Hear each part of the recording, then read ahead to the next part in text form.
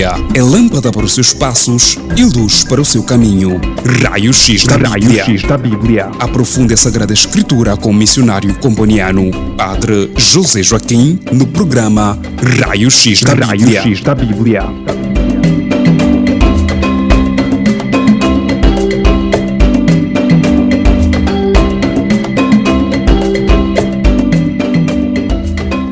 Queridos irmãos, bem-vindos, bem-vindas a mais um estudo bíblico Raio-X da Bíblia. Vamos começar com a oração do Pai Nosso. Vamos rezar pausadamente a oração do Pai Nosso que nos introduz ao estudo bíblico de hoje. Em nome do Pai, do Filho e do Espírito Santo. Amém. Pai Nosso, que estais nos céus, santificado seja o vosso nome. Venha a nós o vosso reino, seja feita a vossa vontade, assim na terra como no céu. O pão nosso de cada dia nos dai hoje, perdoai-nos as nossas ofensas, assim como nós perdoamos a quem nos tem ofendido, e não nos deixeis cair em tentação, mas livrai-nos do mal. Em nome do Pai, do Filho e do Espírito Santo. Amém. O nosso tema hoje é o título cristão na Bíblia e o seu significado para hoje. O título cristão na Bíblia e o seu significado para hoje. Vamos então estudar apenas os textos em que aparece a palavra cristão na Bíblia. Isto nos vai ajudar a aprofundar esta palavra tão usada. Todos se declaram cristãos, todos se dizem cristãos. Cristãos católicos, cristãos protestantes, cristãos, das várias denominações. É um termo muito usado. Vale a pena aprofundar este título cristão a partir dos textos bíblicos em que ele é usado. E são apenas 3 textos na Bíblia, apenas no Novo Testamento. O primeiro texto é Atos dos Apóstolos 11, 26. O segundo é Atos dos Apóstolos 26, 25 a 29. E o terceiro texto em que aparece o título cristão na Bíblia é a primeira carta de Pedro, 4, 15 a 16.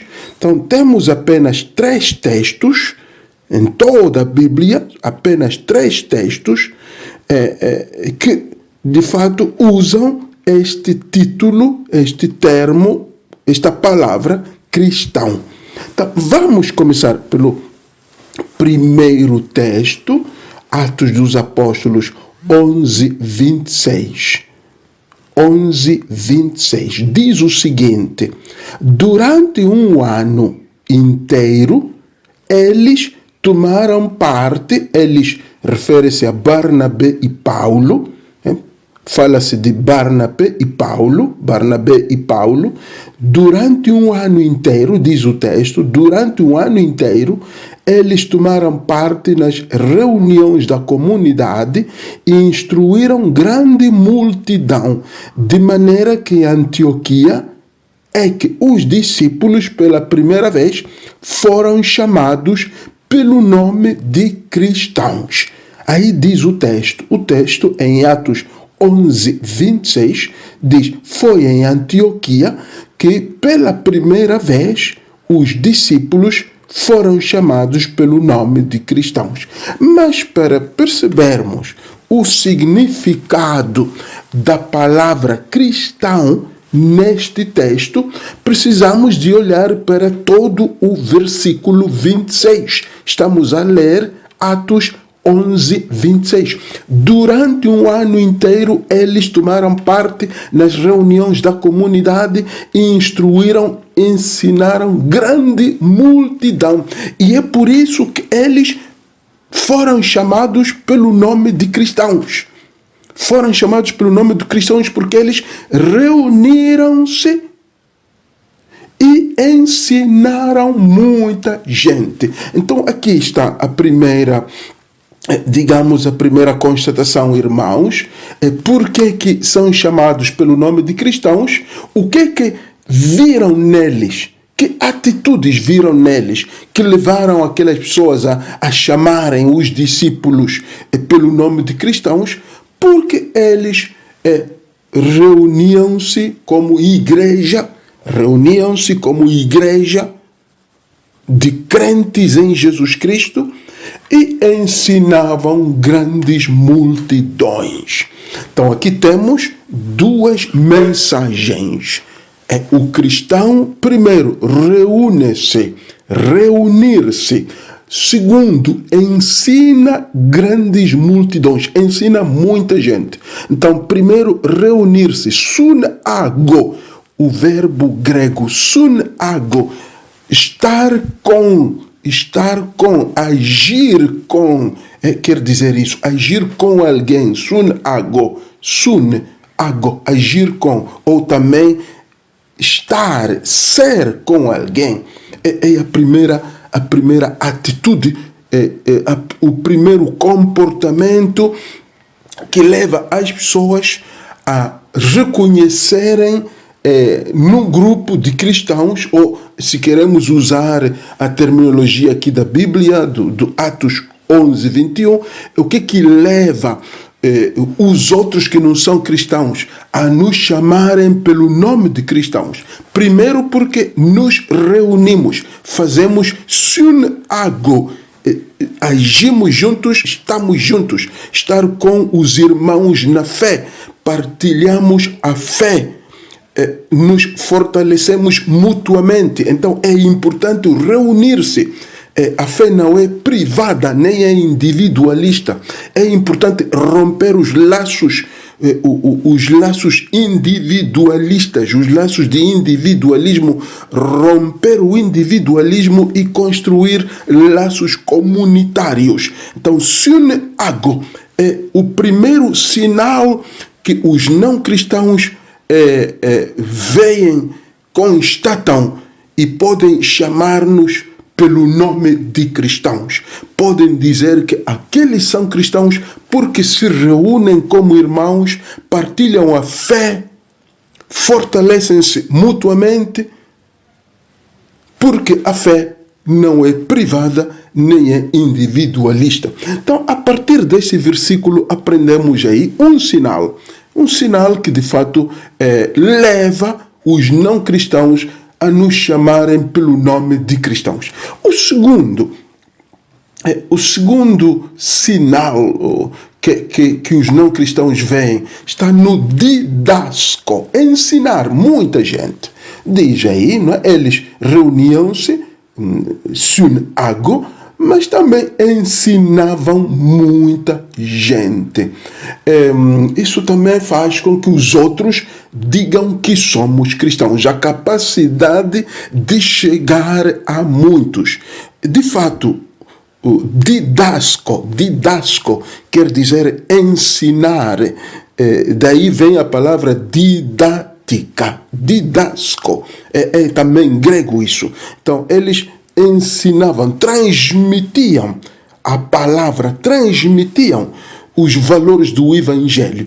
Mas não a uma pessoa, mas a uma multidão. O desafio para os cristãos de hoje é chegar a muita gente, não contentar-se com alcançar pouca gente. Ter essa vontade de querer alcançar a muita gente, não é? Lançar a semente em muitos corações para ver se germina, pelo menos em alguns desses corações. Então, é o didasco, chegar a muita gente, transmitir a palavra, que a palavra deve chegar a muitos.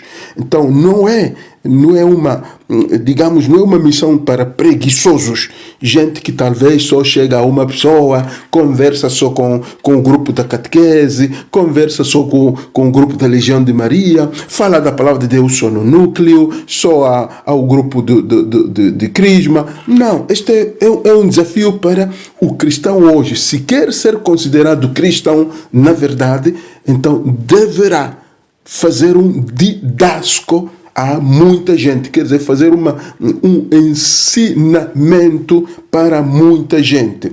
Então, insisto, o desafio é este de chegarmos a muita gente hoje, não nos limitarmos digamos, a grupos pequeninos, mas também apostar em grupos grandes. Então, os meios de comunicação social podem nos ajudar, mas também as pregações podem nos ajudar. Mas didasco também tem a ver com uma pregação que transmita valores, não meras promessas espiritualistas milagreiras de milagres. O didasco que leva a que nos reconheçam e que nos chamem pelo nome de cristãos é um didasco, é um ensino que transmite valores fundamentais para que a sociedade seja bem fundada, para que a sociedade seja inabalável, para que a juventude, os nossos adolescentes sejam inabaláveis nos valores. Então esse é o didasco que leva os outros a nos chamarem pelo nome de cristãos. Então é isto, irmãos, partindo de Atos 11:26, que é o primeiro texto que nos fala de que os cristãos, digamos, os crentes, os discípulos, os seguidores de Cristo receberam o nome de cristãos. E foi-lhes dado pelos outros, pelos não cristãos. Foram os não cristãos que cunharam este termo, que inventaram, se queremos, este termo para os cristãos, que nós hoje adotamos como nosso. Mas foram os não cristãos que escutavam a eles a falar de Cristo, e que eram seguidores de Cristo, então inventaram o nome cristãos para os discípulos. Então, mas nós, mantendo este nome, como dizíamos, é preciso também manter os sinais que os discípulos mostravam, as atitudes, os comportamentos que os discípulos mostravam e que levou os outros a lhe chamarem pelo nome de cristãos. Então, o primeiro dizíamos que era o synago, quer dizer reunir-se com os irmãos, partilhar a fé, não viver uma religião individualista, não dizer que eu não vou à missa, eu não vou às celebrações, eu não vou ao núcleo, eu rezo sozinho em casa. Não. O synago, esse que os outros vejam que eu vou à igreja, que os outros vejam que eu vou a uma reunião, eu me reúno e eu vou ao núcleo, que os outros vejam isso. É um synago, reunir-se para poder partilhar a fé com os outros, fortalecer-se mutuamente e também rompendo assim os laços, digamos, rompendo o individualismo e construindo laços comunitários. E o segundo sinal, dizíamos que era o didasco, quer dizer ensinar, mas neste caso é ensinar multidões, chegar a muitos, desafiar-se para chegar a muitos, semear abundantemente a palavra de Deus a muita gente. Mas não é um semear só para digamos, cativar as pessoas à mentira, mas é um ensinar que transmite valores, e estes valores que ajudam a sociedade, ajudam a juventude, ajudam os adolescentes a permanecerem inabaláveis. Então, se nós conseguirmos fazer que os jovens, a sociedade, tenha valores fundamentais, humanos fundamentais, e que a sociedade permaneça inabalável, bem fundada, então também os que não são cristãos, os muçulmanos, os judeus e das outras religiões não cristãs, poderão dizer: esses são seguidores de Cristo, porque isso é o que Jesus fez, isso é o que o nosso mestre fez. Então, tudo isto, irmãos, o tiramos, digamos, do texto de Atos dos Apóstolos 11:26, onde pela primeira vez se usa o termo cristãos. Vamos ao segundo texto. O segundo texto é Atos 26, 25 a 29. Atos 26, 25 a 29. Assim diz o texto, vou lê-lo assim rapidamente. Paulo então respondeu: não estou louco, excelentíssimo Festo, mas digo palavras de verdade e de prudência, pois dessas coisas tem conhecimento o rei, em cuja presença falo com franqueza. Sei que nada disso lhe é oculto, porque nenhuma dessas coisas se fez ali ocultamente. Crês, ó rei, nos profetas? Bem sei que crês. Disse então Agripa a Paulo: por pouco não me persuades a fazer-me cristão. Aí está, no versículo 28. Por pouco não me persuades a fazer-me cristão. Respondeu Paulo: prover a Deus que por pouco e por muito, não somente tu, senão também quantos me ouvem, se fizessem hoje tal qual eu sou, menos estas algemas. Então aqui temos o Atos 26, 25 a 29, onde de fato aqui encontramos o tema de falar a verdade sobre Cristo e com sensatez. Este é o tema que usa-se o termo cristão. Este rei disse que por pouco se fazia cristão porque Paulo dizia palavras de verdade e com sensatez. Então, cristão é aquele que fala a verdade e com sensatez. Falar a verdade, aletheia, a verdade sobre Cristo. Falar da pessoa de Cristo. Falar a verdade quer dizer falar de Cristo, falar da proposta de vida que Cristo deixou.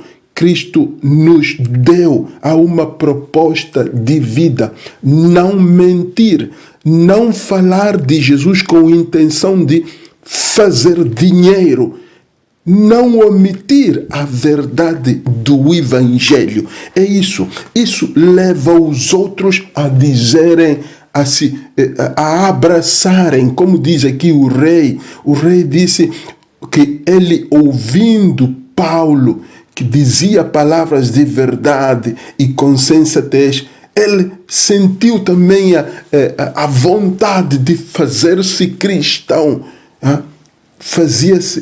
Até queria ser cristão porque ouvia que Paulo dizia a verdade e com sensatez. Então, também nós, se queremos provocar nos não cristãos o desejo de fazerem-se cristãos, devemos falar a verdade e com sensatez. E vamos explicar então o que quer dizer isso. Primeiro, falar a verdade.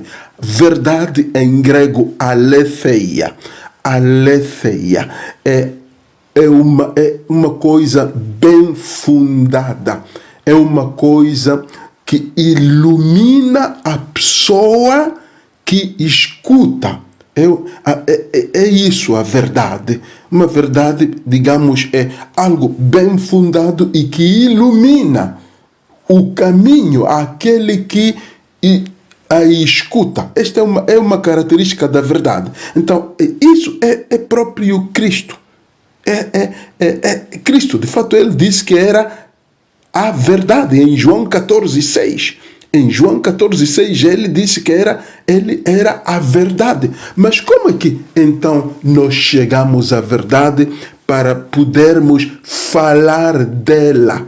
Para podermos falar dela. Nós vivemos tempos de relativismo religioso, que qualquer religião serve. Relativismo moral, qualquer comportamento sexual é admissível. Relativismo em todos os campos, A nossa sociedade tem sede da verdade. O que é que deve fazer? Por onde deve caminhar? E a igreja, o cristão, tem a verdade. Então, tem que pregar a todos que a verdade é Cristo, como ele mesmo disse em João 14:6. Então, aconteça o que acontecer, o cristão deve permanecer na verdade e deve falar a verdade. Esse é um dos sinais que levam, é uma das atitudes, é um dos comportamentos que levam os outros a abraçarem o cristianismo. Enquanto nós continuarmos a viver na mentira, que é o contrário de aletheia, que é o contrário da verdade, enquanto continuarmos a viver na mentira, continuaremos a perder irmãos que abandonam a fé cristã, porque os cristãos vivem na mentira. Enquanto que os nossos antepassados na fé cristã, eles viviam na verdade e convenciam as pessoas porque eles falavam a verdade sobre Cristo. Era sobre Cristo, não sobre outras coisas, não sobre dinheiro, sobre dízimos, enquanto tudo isso é importante, mas antes de tudo, a verdade. Os dinheiros vêm depois, as finanças, o dízimo, aquilo que queiramos dar, isso vem depois para podermos sustentar a nossa vida como igreja, mas não é o primeiro. O primeiro é fazer que as pessoas se convertam à verdade, como Paulo fez para este senhor Agripa. É claro que ele depois não se converteu, mas pelo menos sentiu a vontade de ser cristão. Ele mesmo disse que, ouvindo Paulo que falava a verdade sobre Cristo, sentiu essa vontade de se fazer cristão como Paulo. Outro ponto aqui neste texto, é o falar com sensatez. Paulo falava a verdade, mas com sensatez. O termo grego é sophrosune.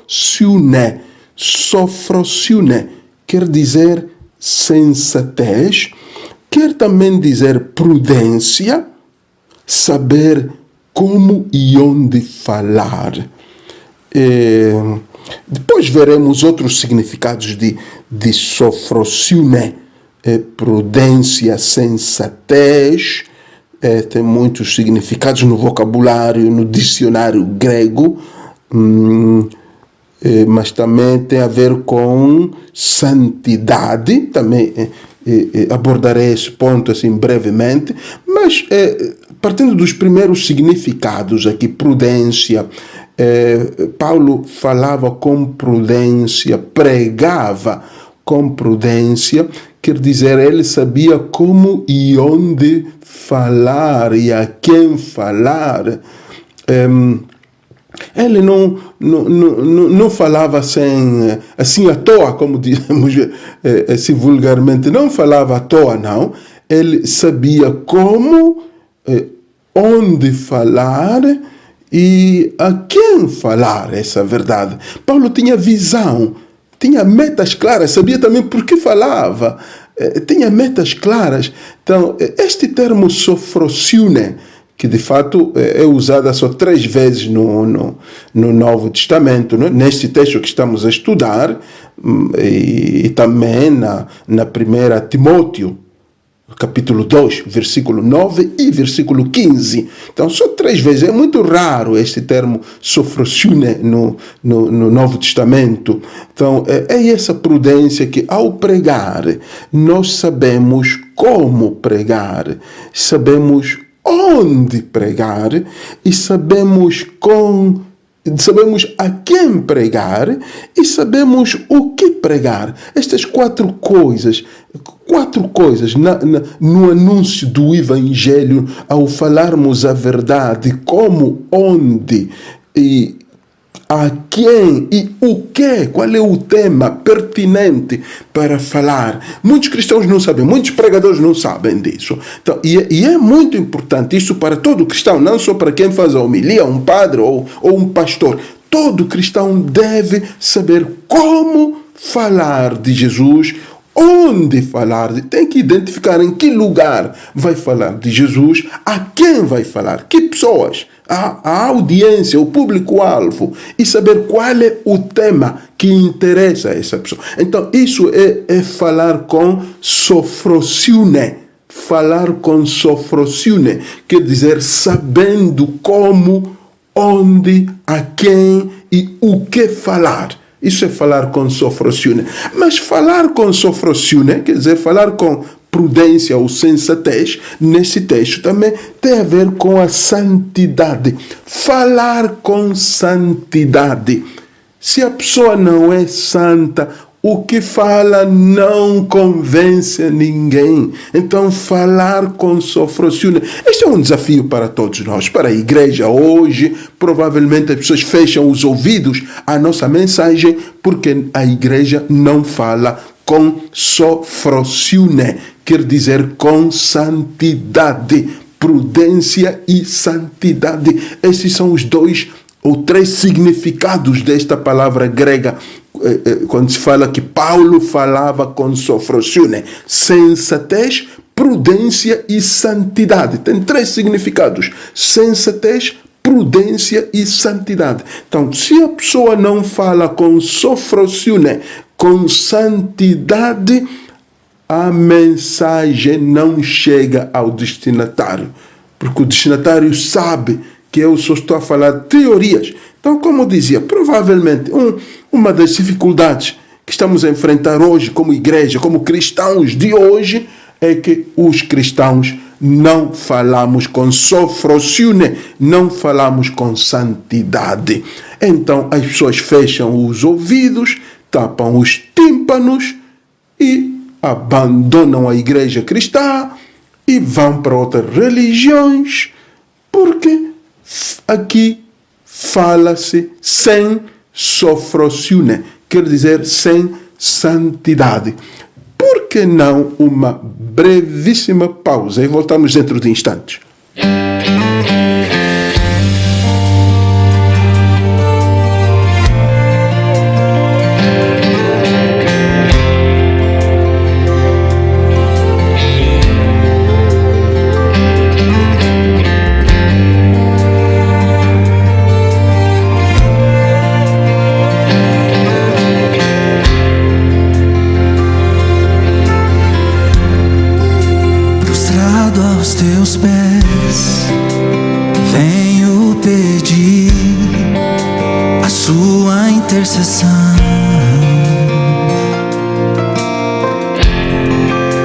Eu vim te encontrar e entregar a minha vida em suas mãos.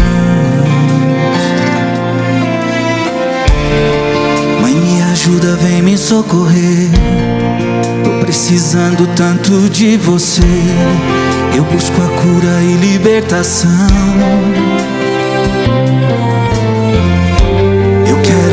Alimentar da comunhão, abastecer a alma e o coração, e de joelhos renovar a fé. Ó Mãe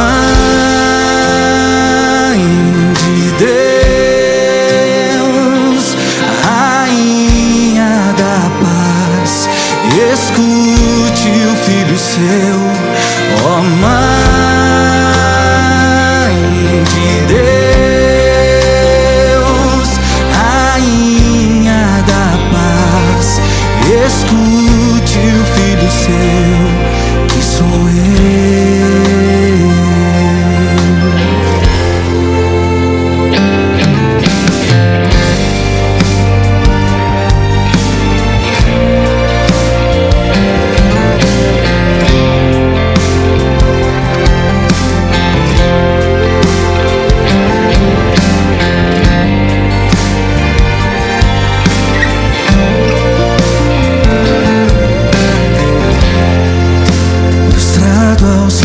pés, venho pedir a sua intercessão.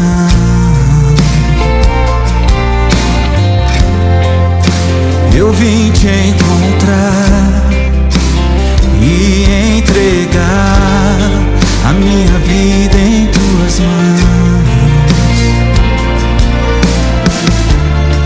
Mãe, me ajuda, vem me socorrer. Tô precisando tanto de você. Eu busco a cura e libertação. Eu quero me alimentar da comunhão, abastecer a alma e o coração, e de joelhos renovar a fé. Oh, Mãe de Deus, Rainha da Paz, escute o Filho seu. Oh, Mãe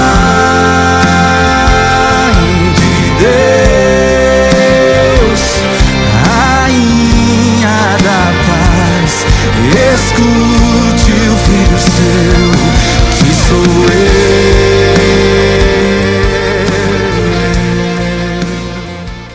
Então, irmãos, estamos na segunda parte do nosso tema de hoje, estamos a estudar o título cristão na Bíblia e o seu significado para nós hoje. E dissemos que este título cristão, a palavra cristão, é usada apenas 3 vezes na Bíblia. E já estudamos os dois textos na primeira parte do nosso estudo bíblico, Atos 11, 26, a questão do reunir-se e ensinar muita gente, que é o que cativa ou o que leva os outros a nos chamar pelo nome de cristãos. E no segundo texto, Atos 26, 25 a 29, que Paulo falava a verdade com sensatez, prudência e santidade, isso também leva os não cristãos a abraçarem a fé cristã, quando nós falamos a verdade e sabendo onde, como, a quem e o que, a temática que interessa ao destinatário. Então isso faz com que a nossa mensagem seja, abraçada, adotada pelo nosso destinatário. Então, e vemos, irmãos, que então este termo cristão tem um significado atual e importante para nós. Não basta só dizer que eu sou cristão, não basta só gabar-se do nome de cristão. Então, mas vamos ao terceiro e último texto. O nosso raio-x da Bíblia hoje vai ser um bocado mais breve do que os anteriores. Agora, o terceiro texto é Pedro, na sua primeira carta, Pedro, capítulo 4, 15 a 16. Apenas 2 versículos vamos ler. Que ninguém, versículo 15, diz Pedro, que ninguém de vós sofra como homicida, ou ladrão, ou difamador, ou cobiçador de alheio, mas se porém padecer como cristão, não se envergonhe. Pelo contrário, louve a Deus por ter esse nome de cristão. Então aqui o tema é, aqui há três coisas importantes aqui: sofrer por ser cristão, não se envergonhar de ser cristão e louvar a Deus pela graça de ser cristão. Aqui por isso se usa este termo cristão aqui, mas isso tem a ver com sofrer por ser cristão, por ser seguidor de Cristo. Aquele cristão é aquele que sofre por ser seguidor de Cristo, aquele que não se envergonha de seguir a Cristo, aquele que louva a Deus pela graça de ser seguidor de Cristo. Agora, primeiro ponto, então, dizíamos aqui, o uso do termo cristão neste texto aqui de 1 Pedro 4, 15 a 16.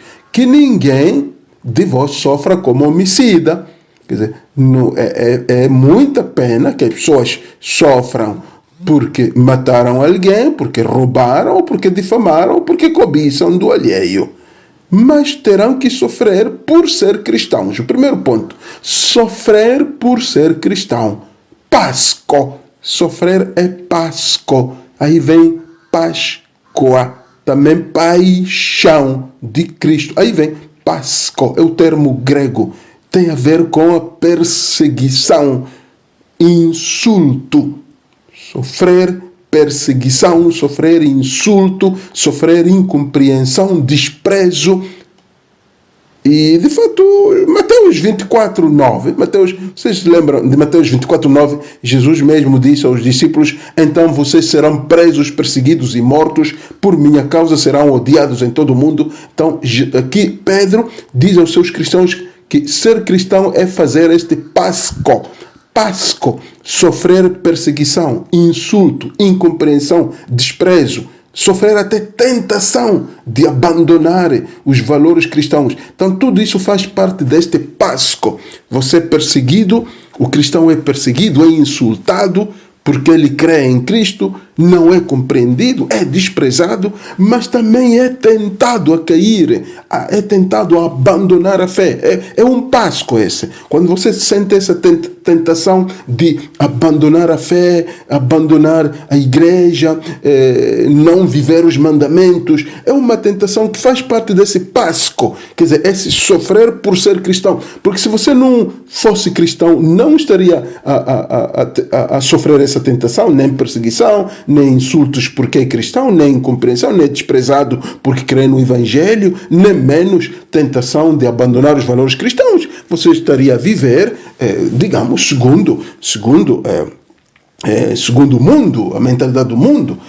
Mas aqui diz Pedro que é bom, é recomendável que o cristão aceite este Páscoa. Quer dizer, esta perseguição, insultos, incompreensões, desprezos e tentações. O cristão individualmente, mas também toda a comunidade dos crentes, toda a comunidade dos seguidores de Cristo, toda a igreja deve aceitar a perseguição, insultos, incompreensões, desprezos e até tentações a abandonar a sua identidade, porque Jesus mesmo em Mateus 24:9 também o disse: vocês serão presos, perseguidos e mortos por minha causa, serão odiados em todo o mundo. Então o Páscoa faz parte da identidade do cristão. Este nome cristão faz parte, este Páscoa.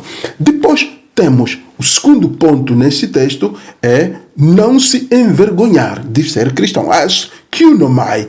Askiunomai quer dizer envergonhar-se. Askiunomai. Pessoa que não oculta, a pessoa envergonhar-se leva a pessoa a ocultar-se, a esconder-se, a tapar-se. Então aqui o convite é o contrário, a manifestar-se, não ocultar a identidade do cristão, não se esconder, não se perder na massa. Agora, há uma afirmação de Jesus muito forte em Marcos 8:38. Não sei se vocês se lembram. Marcos 8:38. Se alguém se envergonhar de mim e das minhas palavras nesta geração adúltera e pecadora, o Filho do Homem se envergonhará dele quando vier na glória de seu Pai com os santos anjos. Então, askiunomai, não fazer askiunomai, não envergonhar-se de ser cristão, manifestar-se, não ocultar a identidade cristã, não se perder na massa dos pecadores, adúlteros, prostitutos deste mundo. Assumir com firmeza a sua identidade. Então, não fazer o que Pedro aqui diz de askiunomai, não envergonhar-se. Há muito cristão que se envergonha de o ser. Há muito cristão. Por isso é que a igreja, por isso é que nós não impactamos captamos. Por isso é que a nossa fé não cativa, ou cativa só porque oferecemos milagres, cativa porque oferecemos sacramentos, cativa porque oferecemos, sei lá, cantos bonitos, danças bonitas. Isso cativa, mas isso não dura. As pessoas permanecem na comunidade, na igreja, porque se canta, se dança bem, porque se fazem milagres, porque não sei o que, se fazem peregrinações, mas a maioria dos cristãos faz askunomai, quer dizer, vive com vergonha a sua fé, assume com vergonha a sua identidade de cristão na sociedade. Não se manifestam quando é preciso, fazem askunomai. Então, se nós continuarmos como igreja, se nós continuarmos como cristãos, seguidores de Cristo, a nos ocultarmos, ou a ocultar a nossa identidade, a não manifestá-la, a nos confundirmos com a massa, com todos, não, isso não atrai. Não é por acaso que Pedro, nesta primeira carta, ele fala disso, porque ele de fato fala aos seus cristãos que também eram tentados a fazer este askunomai, este envergonhar-se. Então, nós nos envergonhamos da nossa identidade cristã. Então, os outros não se sentem atraídos a unir-se a nós. Terceiro ponto neste texto aqui, dizíamos que era o doxazo, era louvar a Deus. Dizíamos que neste texto tínhamos 3 pontos: sofrer por ser cristão, não se envergonhar de ser cristão, louvar a Deus pela graça de ser cristão. Então, esse louvar é o termo, o verbo é doxazo, ou doxazo, doxa, quer dizer glória, doxa é glória, doxazo, glorificar, louvar, ou até dar graças também pode ser. Louvar a Deus por ser cristão.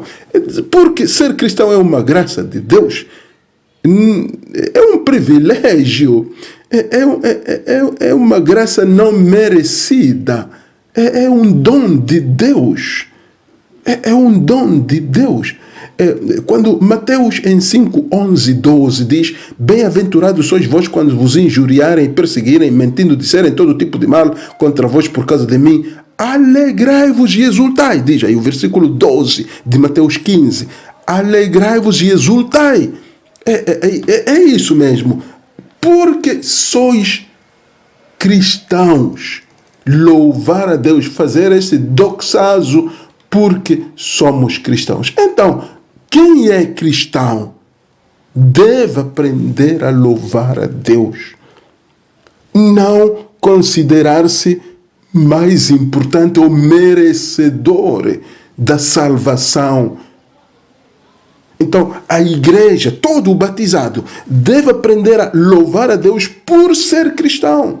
Nós somos cristãos, então não podemos julgar os outros que não são cristãos, não podemos condenar os outros. O que temos que fazer é louvar a Deus por Ele ter nos concedido a graça de sermos cristãos. Então não há aqui espaço para considerar-nos maiores ou mais importantes, mais abençoados, mais santos. Não somos mais santos. Simplesmente o que temos que fazer diante de Deus por sermos cristãos é louvar o nosso Deus por sermos cristãos. Então, se nós o fizermos, estaremos a ser verdadeiros cristãos. Então, insisto, o nosso tema aqui, como síntese, o título cristão na Bíblia e o seu significado para hoje pretende levar-nos a redescobrir alguns elementos importantes desse nome, o nome cristão, assim como encontramos em Atos 11, 26, e o segundo texto, Atos 26, 25 a 29, e 1 de Pedro 4, 15 a 16. Resumindo, quais são esses sinais? Quais são esses comportamentos que, de fato, se nós os abraçarmos, os outros nos chamarão ou verão, acreditarão que de fato somos cristãos. Partindo do primeiro texto, dizíamos reunir-se. Todo cristão valorize os encontros comunitários. Não viva a fé individualmente. Não virtualmente na televisão sozinho, no Facebook sozinho. Essa não é a verdadeira fé cristã. É verdade que eu posso assistir a missa no Facebook, eu posso ouvir também pela rádio muitas reflexões, mas eu não posso prescindir da importância da reunião comunitária, da oração comunitária e da partilha da palavra em comunidade. Depois dizíamos, ensinar muita gente, não simplesmente contentar-se com grupinhos de catequese, grupinhos de missa, chegar a mais gente, chegar a mais setores da humanidade, chegar a mais setores da cidade, do bairro, aqueles que de fato não frequentam as nossas igrejas, chegar a muita gente. Assim saberão que somos cristãos, assim saberão os outros que não somos seguidores de Cristo. E baseando-nos no segundo texto, Atos 26, 25 a 29, dizíamos aqui 2 pontos: falar a verdade, que a verdade é Cristo, e falá-la com sensatez, prudência e, sobretudo, com santidade.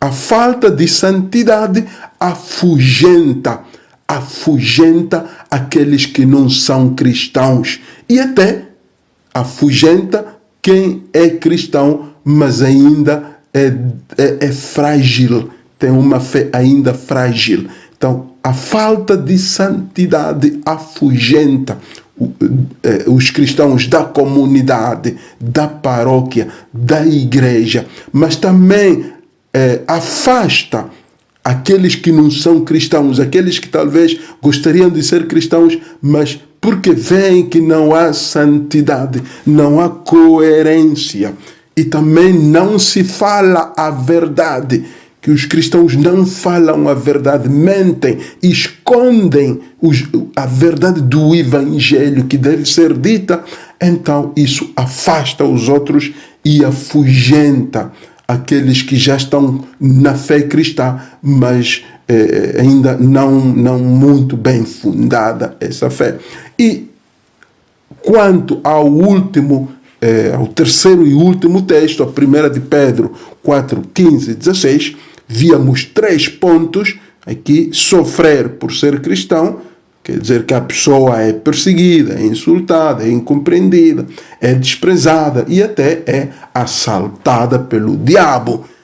A pessoa é assaltada pelo diabo por ser cristão. Se você não fosse cristão, o diabo permaneceria por aí relaxado, não estaria preocupado com ninguém. Mas já que as pessoas são cristãs, são seguidoras de Cristo e querem perpetuar a mensagem de Cristo, então Satanás não dorme, então aí tentando, fazendo cair. Mas isso é próprio do cristão, você não se preocupe muito. Caiu, levantou-se.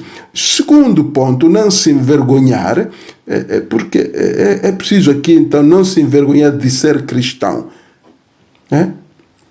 Se você é enfermeiro, ser cristão, seja cristão no seu serviço. É médico, seja cristão, seja um médico cristão. É professor, seja um professor cristão, não um professor qualquer. É padre, seja um padre cristão. Parece contraditório. É irmã consagrada, seja uma irmã cristã. Porque é provável que o padre seja pagão e a irmã também seja pagã. Nem sempre, mas pronto, pode acontecer. Então aqui é isso. É casado pela igreja, seja um casado cristão. Um casado cristão, não um casado pagão. Então, isso é muito importante. A Skinomai viva com firmeza e com muita abertura e com alegria até a sua identidade. Manifeste-se, não oculte a sua identidade e não se perca aí na massa de todos neste mundo. Não, manifeste-se, viva os seus valores, abrace a sua fé. E por último aqui dizíamos louvar a Deus por ser cristão. A igreja é cristã por graça de Deus. Nós somos cristãos por graça de Deus. Não é porque merecemos. Muitos somos pecadores, muito pecadores, grandes pecadores, mas somos cristãos por graça de Deus. Então não podemos condenar, não podemos julgar ninguém, nem pensar que somos mais santos, somos mais o quê? Então este é o terceiro e último ponto deste terceiro texto, que é a 1 de Pedro 4:15 a 16. Então, irmãos, muita força aí, muita força neste nome de cristãos. Eu admito que há muitos outros aspectos dentro do nome cristão, mas eu limitei-me aos 3 textos aqui, cingi-me nos 3 textos, simplesmente porque é ali onde aparece no Novo Testamento a palavra cristão. Mas tem muitos outros textos onde não aparece a palavra cristão, mas aí há também, digamos, virtudes do cristão, há compromissos, há atitudes que se esperam do cristão. Isso todos já o sabemos, mas eu limitei-me a estes 3 textos simplesmente para facilitar a minha partilha neste programa de estudo bíblico de hoje. Então, e é muito importante que vocês saibam que apenas em 3 textos é usado este nome cristão, esse nome de cristão, apenas em 3 textos, mas cada texto tem, digamos, um significado importante. Este termo em cada texto tem um significado importante, uma interpretação própria para cada texto, que eu tentei partilhar convosco durante o programa de hoje. Então, muito obrigado, irmãos, pela atenção dispensada. Vamos invocar a Nossa Senhora, porque ela que foi a primeira seguidora de Cristo, é a primeira cristã, aquela que de fato aceitou Cristo em sua vida, em seu seio.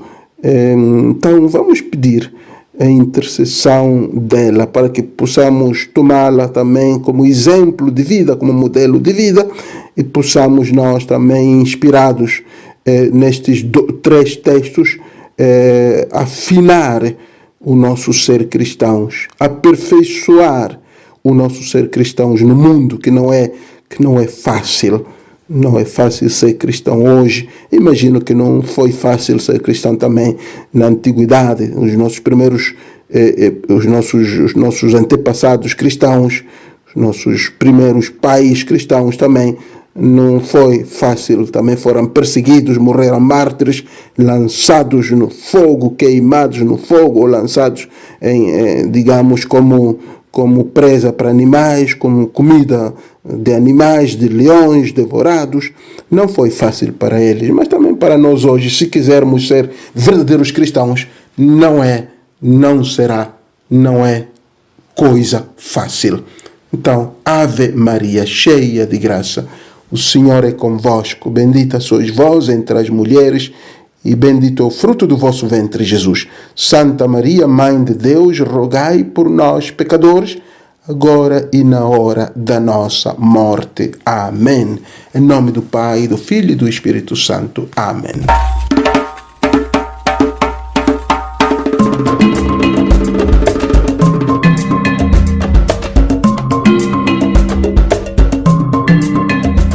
A Bíblia é lâmpada para os seus passos e luz para o seu caminho.